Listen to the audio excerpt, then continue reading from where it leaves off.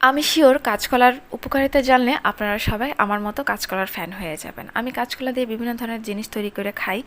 তো আজকে আমি আপনাদেরকে কলার উপকারিতা বলবো, তারপরে আমি কিভাবে এটি দিয়ে চিপস তৈরি করে খাই সেটাও আপনাদেরকে দেখিয়ে দিব।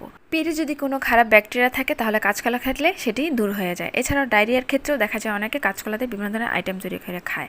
তারপর কাঁচকলা খেলে কিন্তু আপনার ওজন কমে এবং ত্বকও অনেক মসৃণ হয়ে যায়। এছাড়া আমরা বিভিন্ন ধরনের উপকার করে থাকি। আমি এত কিছু এখন নাইবা বলে এখন আমি আপনাদেরকে দেখিয়ে দিব কিভাবে আমি কাঁচকলা দিয়ে চিপস তৈরি করে খাই। আপনারা চাইলে রোদে শুকিয়ে তারপরে তেলে ভেজে খেতে পারেন, কিন্তু আমি আজকে ডিরেক্ট কাঁচকলা দিয়ে আপনাদেরকে চিপস তৈরি করে দেখাবো। প্রথমে কিন্তু আমি গোল গোল করে কেটে নিয়ে তারপর পানিতে ভিজিয়ে রেখেছি, অবশ্যই লবণ দিয়ে।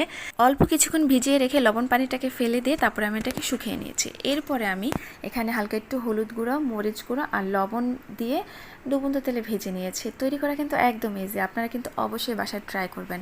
আর এটা যে শুধুমাত্র আমার বাচ্চা পছন্দ করে তাও কিন্তু না, আমার ঘরের সবাই খুব খুব পছন্দ করে এটা।